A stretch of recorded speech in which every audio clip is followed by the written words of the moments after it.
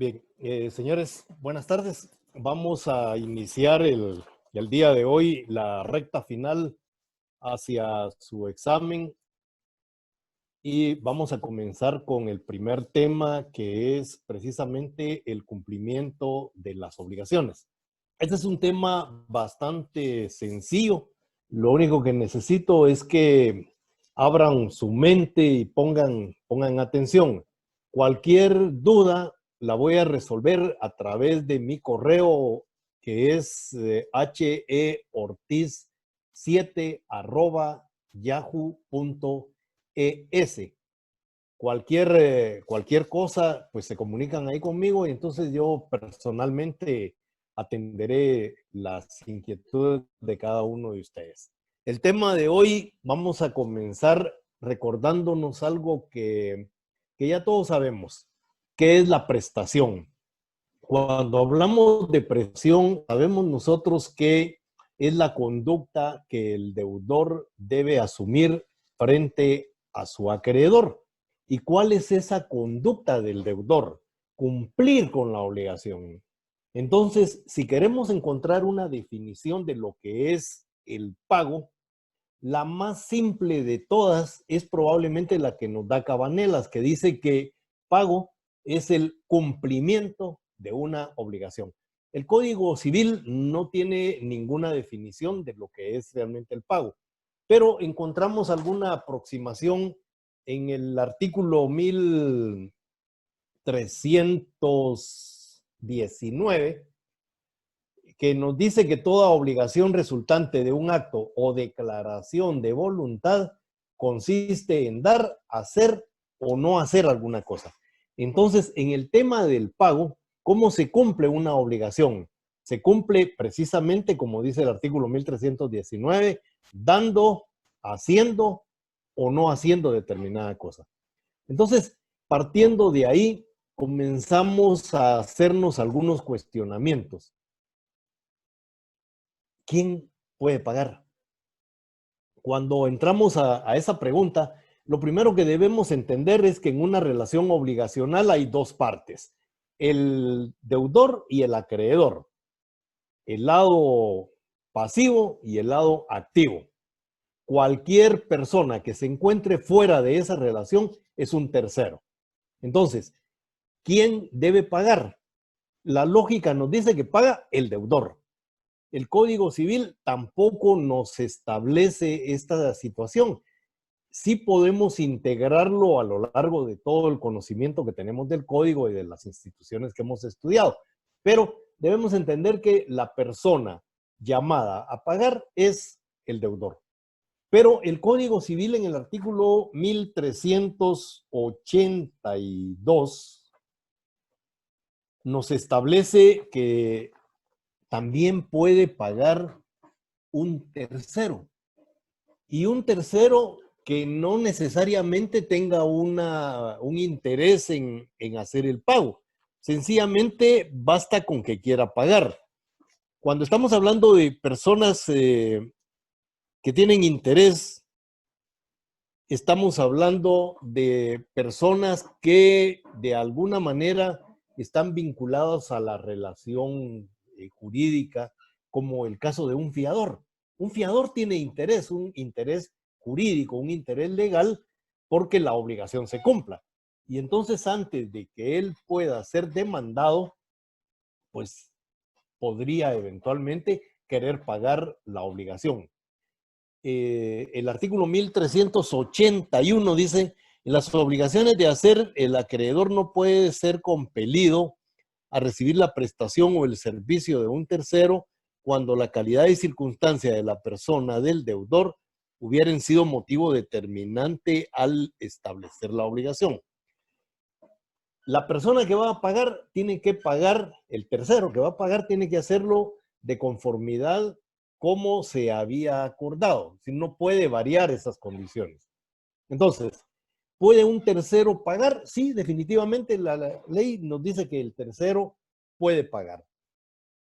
Pero para que un tercero pague, van a surgir algunas consecuencias.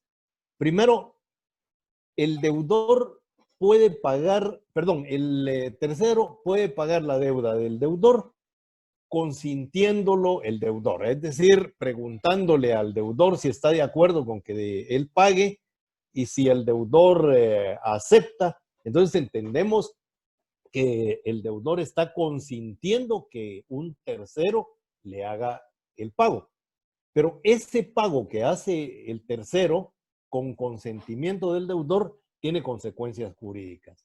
La primera es que hay derecho de repetición, es decir, el deudor tiene la obligación de reembolsarle al tercero todos los pagos que haya realizado.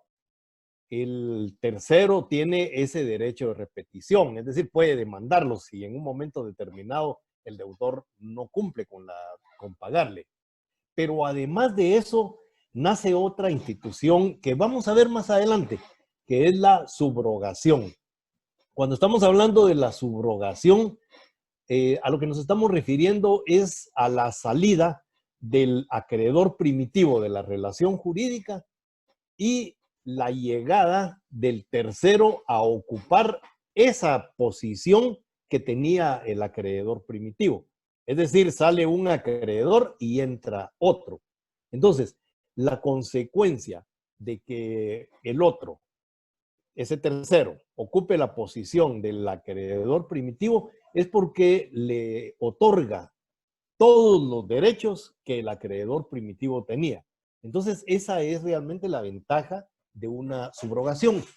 El tema de la subrogación lo vamos a encontrar nosotros en el artículo 1455 en el numeral 2. El artículo 1445 en el numeral 2 nos justifica el por qué decimos que una de las consecuencias es la subrogación.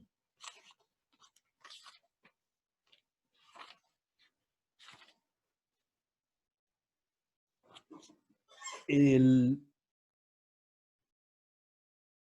1455, numeral 2. Si fuera el código mío ya lo hubiera encontrado, decía Ali. El artículo 1455 dice, la subrogación tiene lugar por ministerio de la ley sin necesidad de declaración alguna de los interesados en los siguientes casos. Y vámonos al número 2. Dice, cuando el tercero que paga tiene interés jurídico en el cumplimiento de la obligación. Entonces, el tercero que paga que tiene interés jurídico, ¿quién es? Decía, podría ser el fiador de interés en salir de eso. Entonces, la consecuencia primaria de que pague un tercero con anuencia del deudor es precisamente eso, que hay derecho de repetición, es decir, el acreedor puede cobrar y el deudor tiene que pagarle al nuevo acreedor, y hay subrogación. Pero puede ser que el tercero pague sin anuencia del deudor por desconocimiento. Es decir, una persona que tiene la obligación de pagar y no lo hace, eventualmente un tercero podría querer pagar esa obligación y la ley lo permite. Entonces, esa persona que paga, tercero que paga, sin consultarle al deudor, también tiene derechos. ¿Y cuáles son esos derechos? Bueno, la ley nos dice que el derecho que tiene es el de repetición. O sea, tiene derecho a que se le reembolse el pago que ha realizado. Pero no tiene derecho a subrogación. Es decir, ¿por qué este no tiene derecho a subrogación y el primero sí? Lo que sucede es que por imperativo legal, en el primer caso, el artículo 1455 que hemos leído dice que quien paga una deuda con anuencia del deudor adquiere la calidad de acreedor. Pero no lo dice para el que paga sin la anuencia del deudor. Entonces debemos entender que el que paga sin la anuencia del deudor, desconociendo el deudor de esta situación, solamente tiene derecho al reembolso, a la repetición. Y por último tenemos el tema del que paga contra la voluntad del deudor. La ley dice que el que paga contra la voluntad del deudor no tiene derecho a nada. ¿Por qué razón? Porque la ley de alguna manera castiga la buena fe del tercero que está pagando. Es muy frecuente en algunas obligaciones, tarjetas de crédito, por ejemplo, o algunas acreedurías en bancos o con usureros, que cuando el plazo se está venciendo y la obligación comienza a tener la de prescribir, cuando veamos la prescripción, vamos a ver que un pago que se realice interrumpe la prescripción. Entonces, muchas veces el tercero, que en este caso podría obviamente tener algún interés en que esa deuda no prescriba, pudiera ser que haga un pago. Y el acreedor, cuando debe consultarle al deudor o ha recibido la instrucción del deudor de no pagar y lo hace, entonces ese pago se va a reputar como un pago de mala fe. Por esa razón es que el acreedor que paga contra la voluntad del deudor no tiene absolutamente ningún derecho a reembolso y mucho menos a la subrogación, porque el pago que está realizando podría causarle daños al deudor. Lo que es más, podría ser demandado. No solo no tiene derecho a recobrar lo que ha pagado, sino que además podría ser demandado por los daños que haya causado. Entonces, nos queda claro pues que en la hoja esta que tenemos, que ya le mandé a cada uno de ustedes, se la pueden encontrar en Classroom, está el esquema, dice que puede pagar el deudor, que puede pagar un tercero con consentimiento, un tercero contra la voluntad, y que diga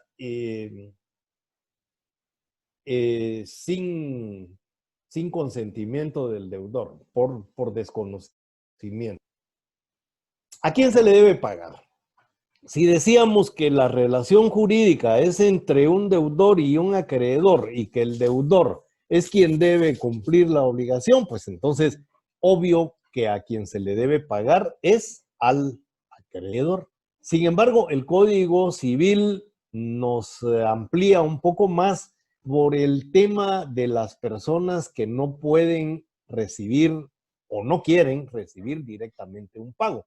Y entonces la ley dice que se le puede pagar al acreedor también a través de su representante legal.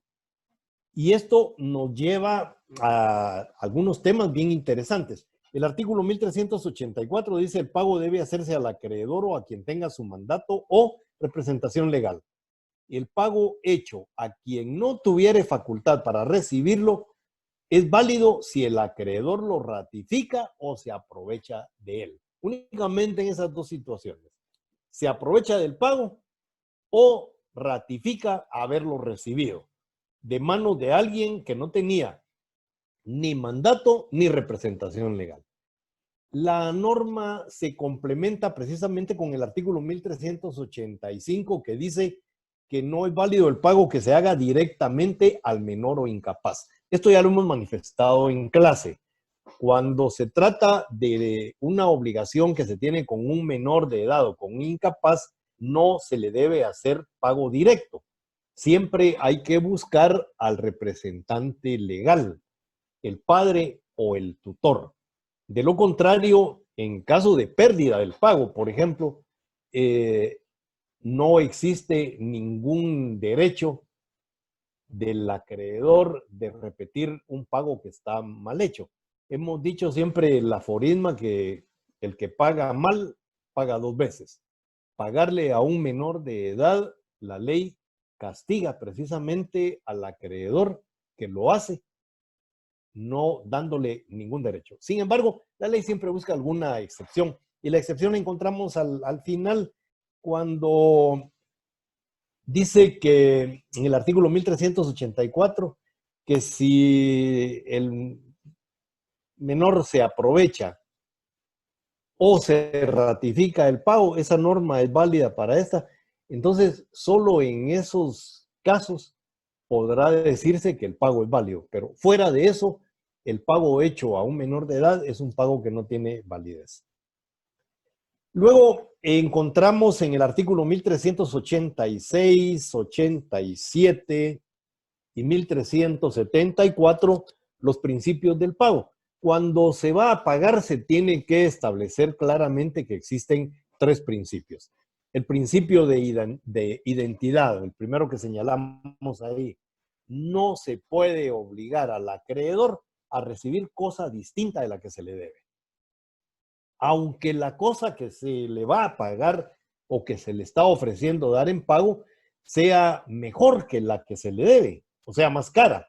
Es decir, la ley lo que nos está diciendo es que no se puede obligar al acreedor a recibir cosa distinta. Pero luego tenemos el principio de integridad en el artículo 1387. Dice que el pago deberá hacerse del modo que se hubiere pactado. Cuando está hablando del modo, estamos hablando del lugar, estamos hablando de tiempo, estamos hablando de la forma en la que las partes convinieron. Y no se puede alterar ese modo. Y no podrá, dice, efectuarse parcialmente, sino por convenio expreso. No se pueden hacer pagos por partes. Hay que hacer un pago integral, hacerlo completo. Y por último, encontramos el artículo 1374 que regula el principio de indivisibilidad. Dice, el deudor no puede obligar al acreedor a recibir por partes el pago de una deuda, aunque ésta sea divisible, salvo convenio. Y entonces, hablábamos en uno de los exámenes anteriores, hablábamos de la obligación natural. Decíamos que la obligación natural puede ser absoluta o puede ser relativa. Absoluta cuando de ninguna manera se puede dividir el bien. Yo creo que en el material que les entregué a ustedes hace 2 meses para que lo estudiaran, que un diamante no se puede partir para es decir, esa es una indivisibilidad natural, porque no se puede hacer. Pero hay algunas cosas que sí se pueden dividir, pero por la naturaleza o por el fin para el cual está destinado, no es factible hacerlo. Y entonces hablamos de una indivisibilidad natural relativa. Un par de zapatos, por ejemplo. Los zapatos hay uno derecho, hay uno izquierdo. Se pueden dividir físicamente. Existe la posibilidad de la división. Pero para el fin, para el que fueron creados los zapatos, no se pueden dividir. Entonces, ahí estamos ante una indivisibilidad. Y no podemos entonces cumplir una obligación entregando una parte hoy, otra parte mañana.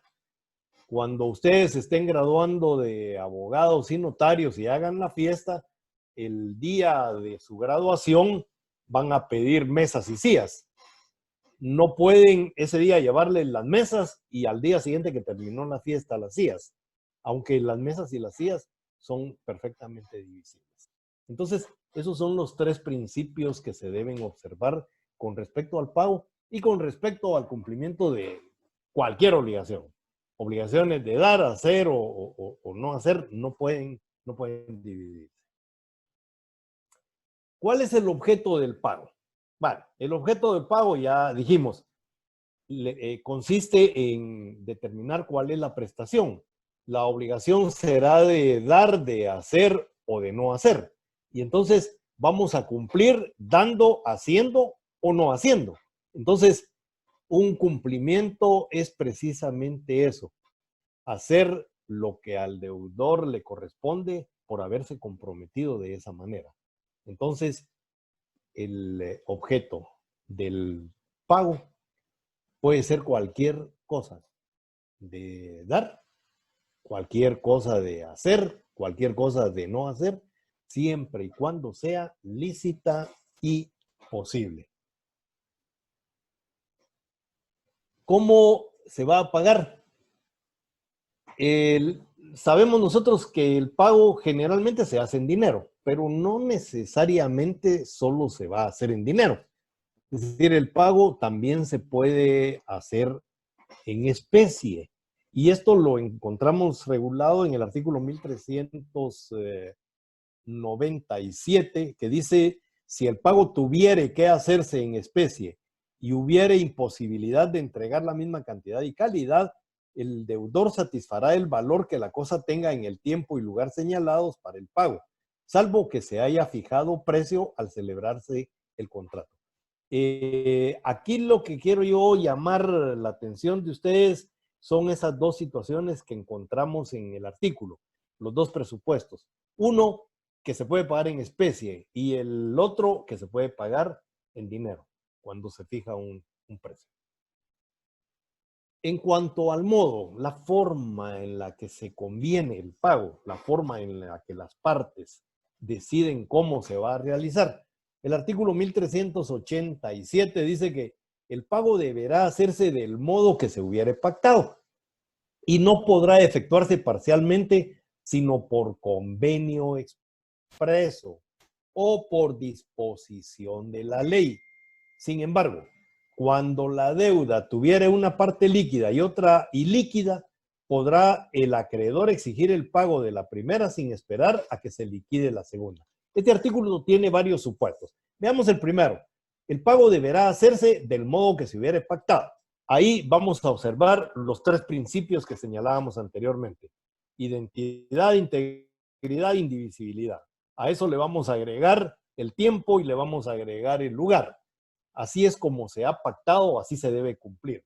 Sin embargo, dice que puede haber un convenio expreso.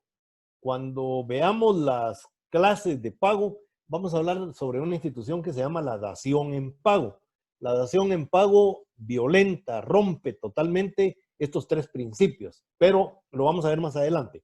Ahí vamos a ver cómo el acreedor puede recibir el pago de una manera distinta, pero tiene que ser expresamente aceptado por el acreedor.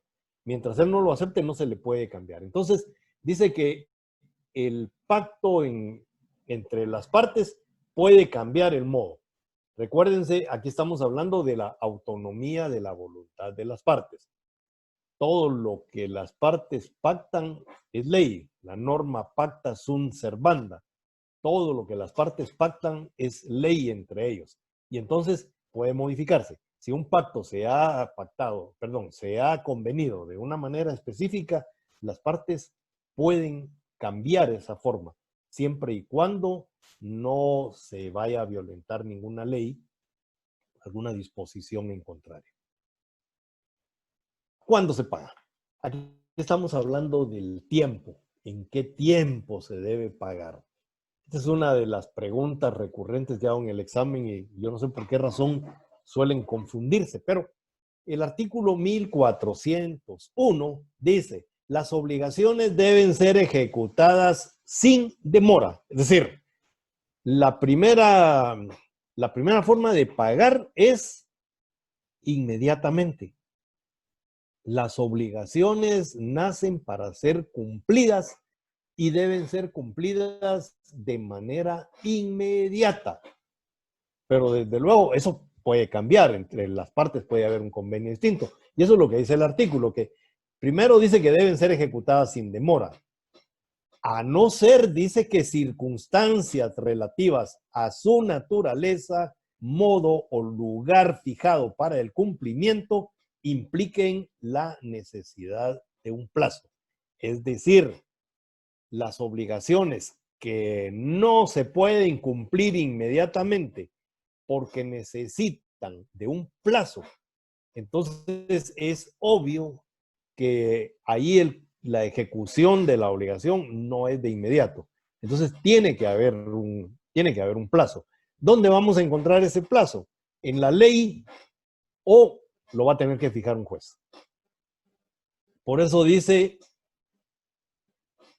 modo, lugar fijado para el cumplimiento implica la necesidad de un plazo que fijará el juez prudencialmente si no estuviere señalado por la ley. O sea, ¿cuál es el orden?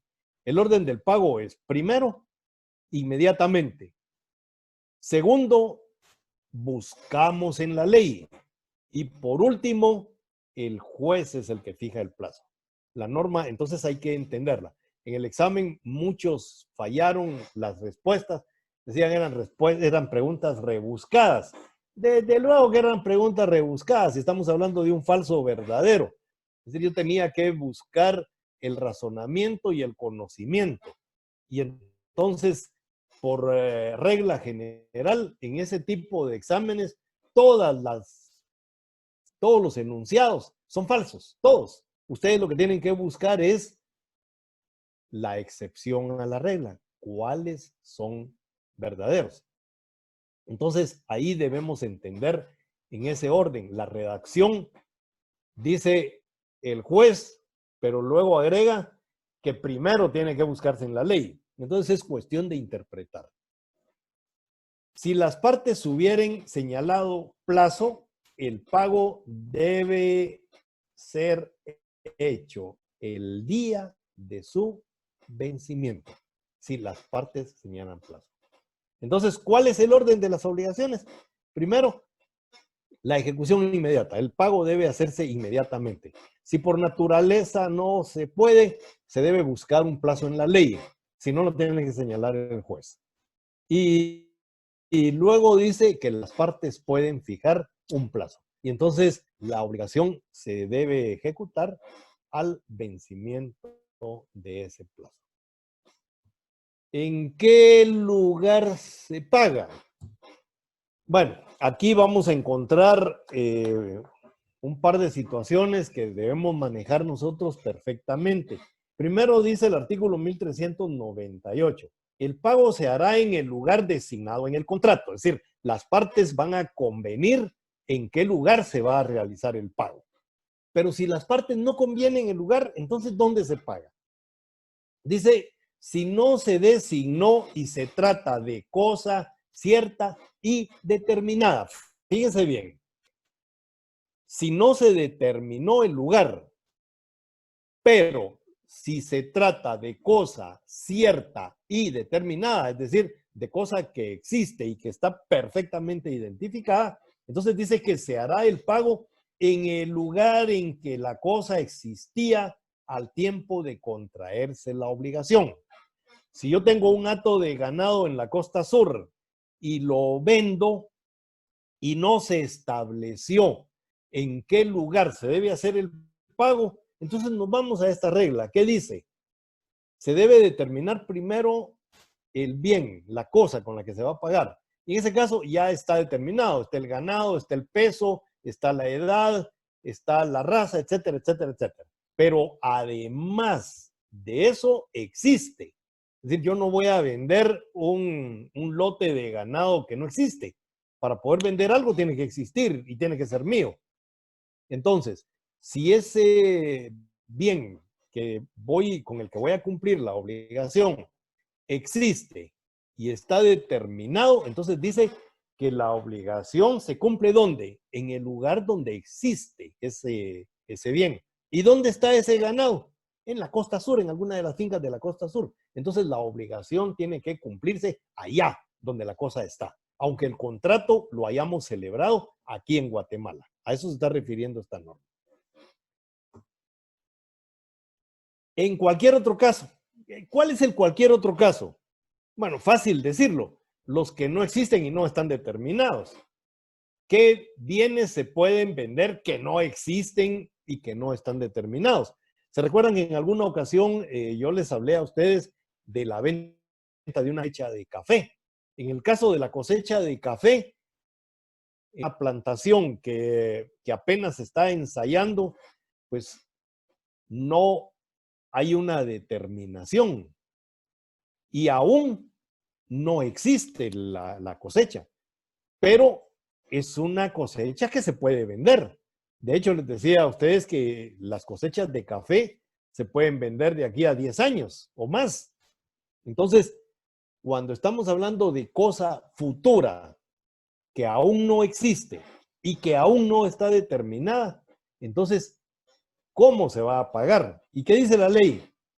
En cualquier otro caso, refiriéndose a eso, el pago debe hacerse en el domicilio del deudor al tiempo de exigirse la obligación. Aquí los señores que hicieron este código, el licenciado Osegueda y Mario Aguirre Godoy son los autores del Código Civil. Yo creo que cometieron un error al haber establecido que era en el domicilio. Creo que debieron de haber puesto que era en la residencia. ¿Por qué razón no domicilio? Sabemos nosotros que domicilio es un poco complicado hablar de él. Si hablamos de domicilio en derecho internacional, el domicilio es el país en donde una persona vive.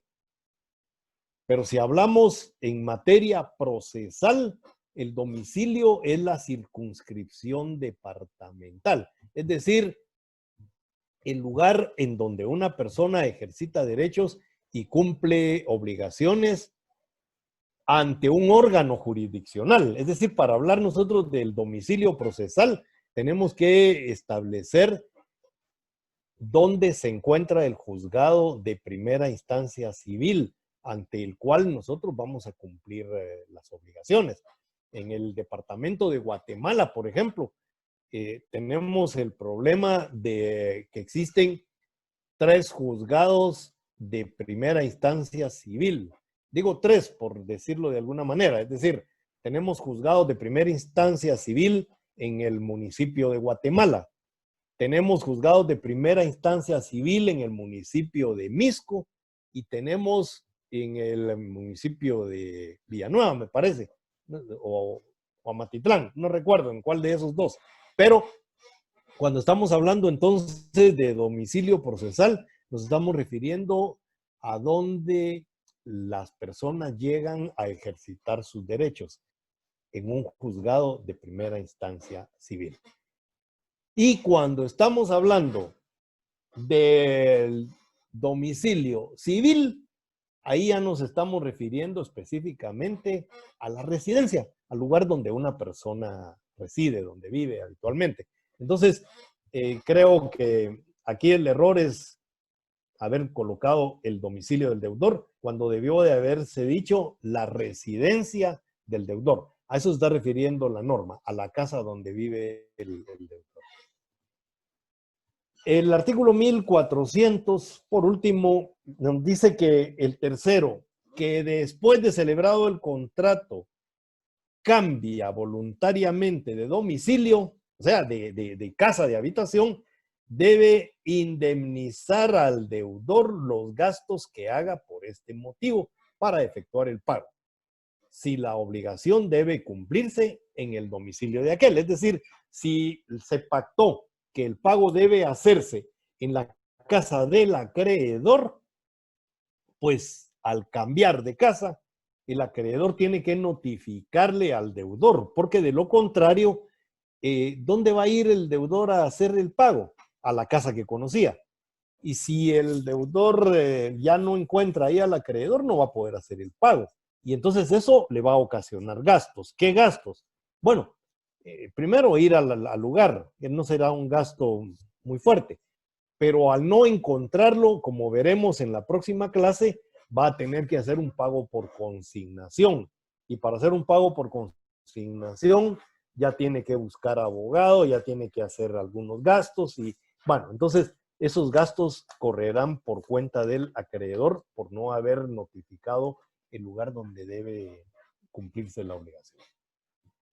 En cuanto a la presunción de pago, hay algunos pagos que se realizan y entramos a la duda de si los pagos son válidos o no son válidos. Entonces, la ley habla de algunos pagos presuntos, es decir, algunos pagos que normalmente no serían válidos. Sin embargo, la ley presume que los pagos fueron válidos, aunque no se realizaron como debían de haberse realizado. Y generalmente eso es por culpa del acreedor. Pero veamos qué dice el artículo 1389. Es válido el pago hecho de buena fe al que está en posesión del derecho de cobrar, aunque sea después vencido en juicio sobre la propiedad del crédito. Si yo tengo una relación obligacional con una persona a la que le compro un carro que dice que es de él,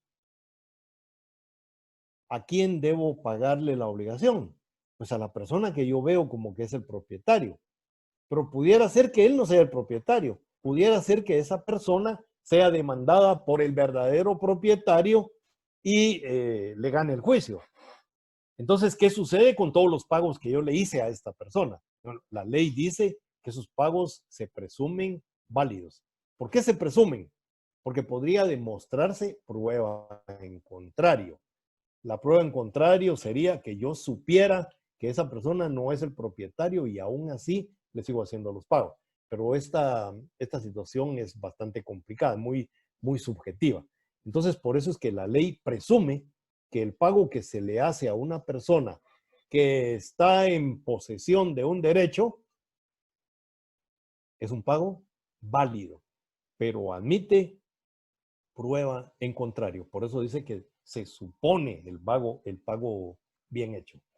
El artículo 1390 dice que el deudor que paga tiene derecho a exigir el documento que acredite el pago y de retener mientras dicho documento no le sea entregado. Bueno, aquí lo que tenemos, esta no es una presunción de pago, esta viene a complementar el artículo anterior. Aquí lo que tenemos es un derecho de retención. Una persona que tiene que pagar puede exigir la entrega del documento donde se acredita esa deuda.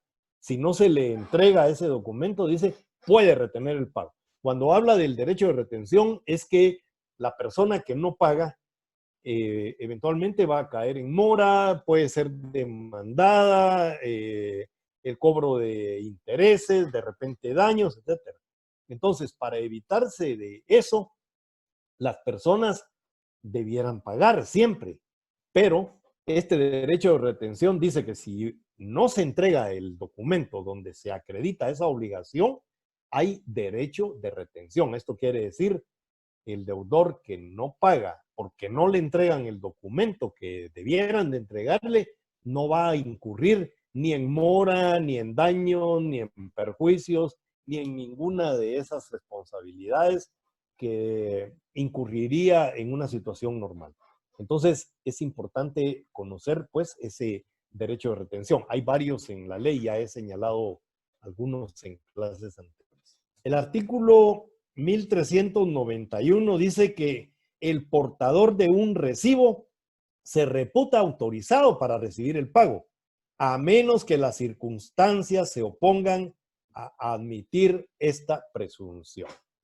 Si a mí me vienen a cobrar todos los meses a mi casa un cobrador que trae los recibos de la empresa a la que yo le compré algo y le estoy pagando mensualmente, cada vez que él viene me entrega un recibo y entonces yo pago.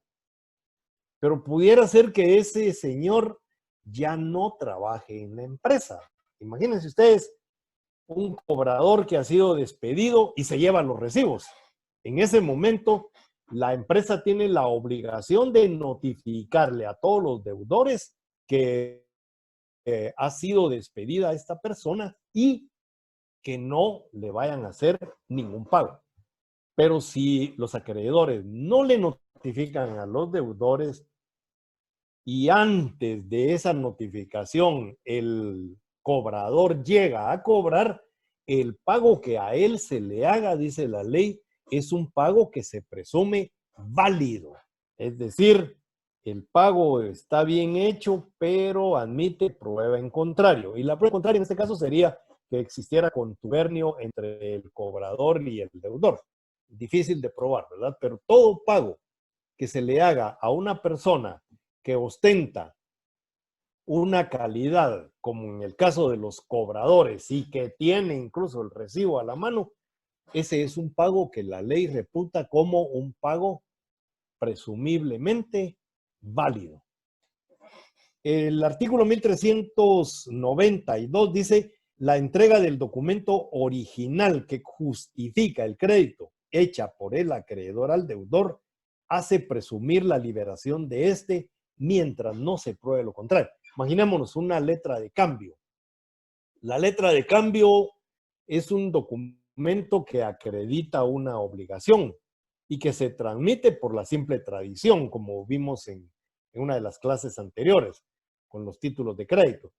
La persona que es deudora y que esa deuda está contemplada, está contenida en una letra de cambio y eventualmente tiene en sus manos esa letra de cambio, se presume que ya pagó, porque solo de esa manera podría tener en sus manos la letra de cambio. Es decir, una persona que tiene una obligación en una letra de cambio no puede tener en sus manos la letra de cambio, la tiene el acreedor. Pero si ésta apareciera en sus manos, dice la ley, entonces se presume que el pago fue realizado. Pero siempre, recuérdense, las presunciones admiten prueba en contrario. Aquí la prueba en contrario podría ser que se demuestre que ese documento fue robado o se demuestre de qué manera llegó a manos del deudor sin que éste hubiera pagado. Solo de esa forma se puede invalidar el pago. De lo contrario, la ley hace presumir que el pago es válido. El artículo 1402 dice que en los pagos periódicos la constancia del pago del último periodo hace presumir el pago de los anteriores, salvo prueba en contrario.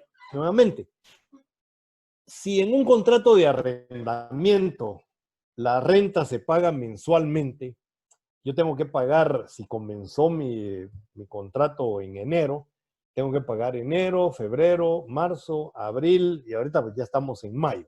Y se paga los primeros 5 días del mes.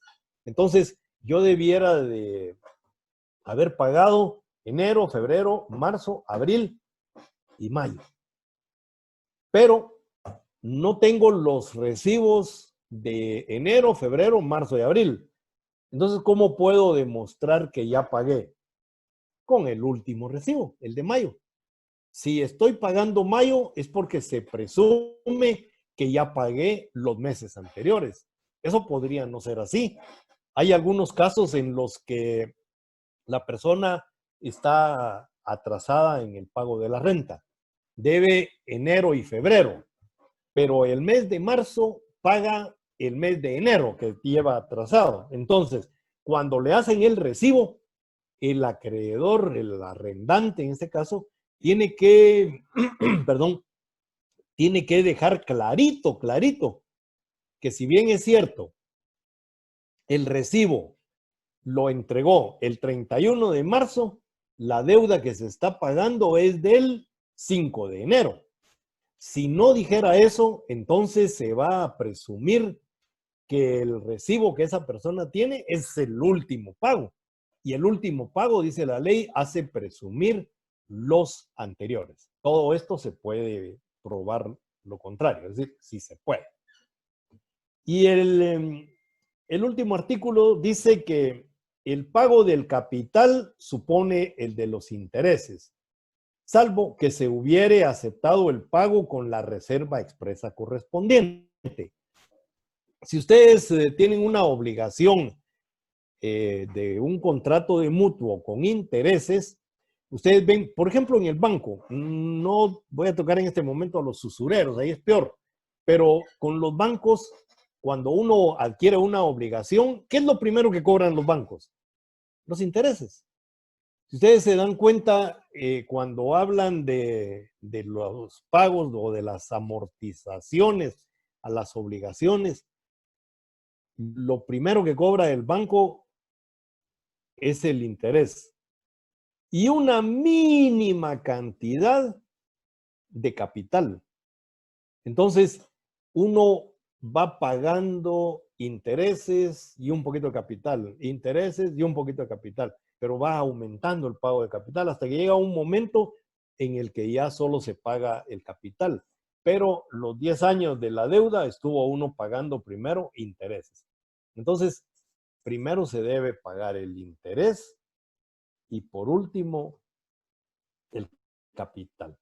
Cuando veamos el contrato de mutuo, si todavía quieren estar conmigo, vamos a tocar nuevamente este tema y vamos a ver cómo en los contratos de mutuo se puede anticipar el pago del capital, pero se tiene que pagar la totalidad de los intereses.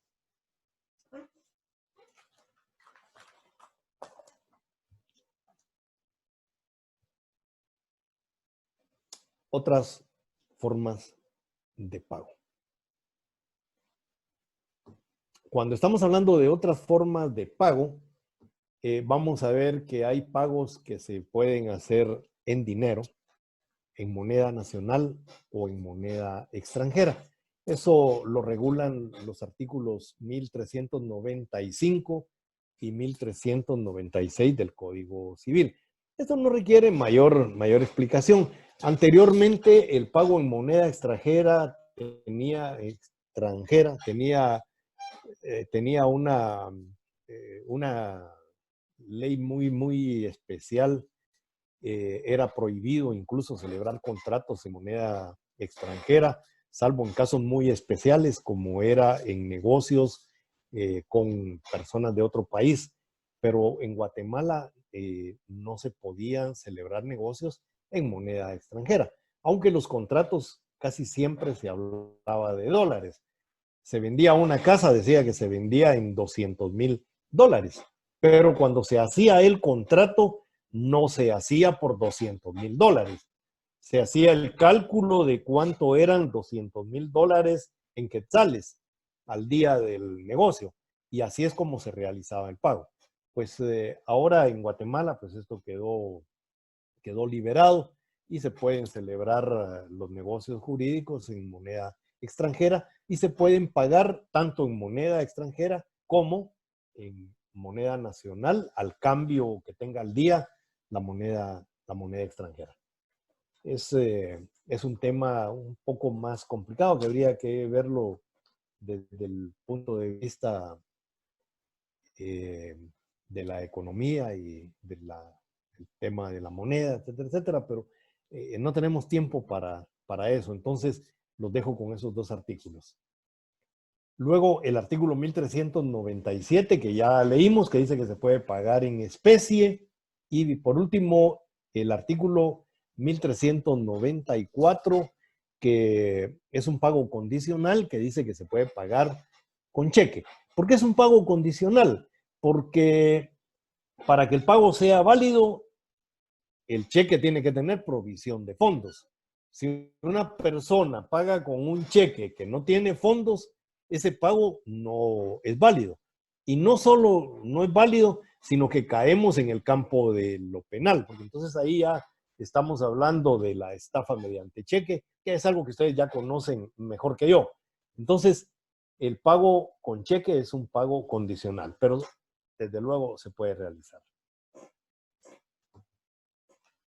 Por último, el Código Civil nos establece que hay personas que tienen varias deudas con el mismo acreedor. Una persona le pide dinero prestado a alguien, ya tiene una deuda con él. Posteriormente le compra algo al fiado, ya tiene otra deuda con él. Posteriormente le solicita otro crédito, ya tiene otra deuda con él. Es decir, un deudor puede tener, con una misma persona, con un mismo acreedor, puede tener varias deudas. Y entonces, ¿cómo paga esas deudas? Eso es lo que se conoce como la imputación de pago. Es decir, el deudor cuando paga puede establecer qué deuda quiere pagar. No, el acreedor no va a pagar la que a él se le dé la gana, sino la deuda que el deudor le diga que va a pagar. Y entonces, esto es esto es algo que debemos tomar siempre en consideración. El artículo 1404 dice: el deudor de diversas obligaciones a favor del mismo acreedor tiene derecho a declarar al hacer el pago a qué deuda debe aplicarse. Pero dice el artículo 1405, si el deudor, no obstante la imputación hecha por él, aceptar el recibo del acreedor imputando el pago a alguna deuda especialmente, no puede pedir que se aplique a otra, a menos que hubiere causa que invalide la imputación hecha por el acreedor. Si una persona, un deudor, paga una deuda, el acreedor está obligado a entregarle el recibo de la deuda que está pagando. Pero si el acreedor le entrega el recibo de otra deuda a la que el acreedor quiso meter el pago, entonces el deudor no debiera de aceptarla. Pero si acepta el recibo del pago hecho a una deuda distinta de la que él había imputado, ya no puede reclamar. Entonces, cuando uno paga una deuda, debe ser muy cuidadoso, que el recibo que le extiendan sea perfectamente igual a la deuda que está pagando. Pero ocurre muchas veces que el deudor no dice qué deuda va a pagar. Y entonces, ¿cómo se va a acreditar el pago? Y la ley nos da una salida imperativa. El artículo 1406 dice: no expresándose a qué deuda debe hacerse la imputación, se entenderá aplicado el pago a la que sea de plazo vencido. ¿Por qué la que sea de plazo vencido? Porque esa es la obligación que ya se puede cobrar. Recuerden que las obligaciones se cobran cuando el plazo vence. Entonces, ahí es donde se debe pagar, la de plazo vencido. Pero dice, si hay varias de plazo vencido, a la que fuere más onerosa. Es decir, si las deudas todas son de plazo vencido y solo puede pagar una, entonces debe pagar la que le causa más onerosidad. Probablemente sea una obligación que tenga intereses y que los intereses sean más altos. Esa es la que habría que pagar, es decir, la que sea más perjudicial para el deudor. Pero si son iguales, si son del mismo plazo y el monto de las obligaciones es el mismo, entonces, ¿qué dice la ley? Si son de igual naturaleza, dice a la más antigua. ¿Por qué a la más antigua? Porque recuérdense que la más antigua es la que ya está por prescribir. Esta favorece al acreedor. Es decir, hay que pagar la deuda que ya va a prescribir y esa es la más antigua. Pero si todas son del mismo plazo, la misma onerosidad y contraídas en el mismo tiempo, entonces dice la ley que se hace la imputación de forma proporcional. Es decir, se paga una proporción igual a cada una de las obligaciones. Y por último, el artículo 1407, esos que les da problema a los que no interpretan las normas y después dicen que son preguntas rebuscadas. No rebuscadas, ya lo dije, cuestión de analizar, razonar. Dice el artículo 1407, el que debe capital e intereses no puede, sin consentimiento del acreedor, aplicar el pago al capital antes que a los intereses, ni estos antes que a los gastos. Y ahí mucha gente se complica y se le rompe el cerebro queriéndolo entender. Entonces, volteemos la norma. Volteemos la norma. Dice, primero, comenzando por atrás, ¿qué se debe pagar? Dice, los gastos. Si nos vamos un poquito más para atrás, dice que luego de los gastos se pagan los intereses. Y después de que se hayan pagado los intereses, dice que se paga el capital. Entonces, la norma debió de estar mejor redactada. Debió haber dicho que primero se pagan los gastos, luego los intereses y por último el capital. Eso es lo que dice el artículo 1407. Bien, Todo lo que vimos el día de hoy está en su material y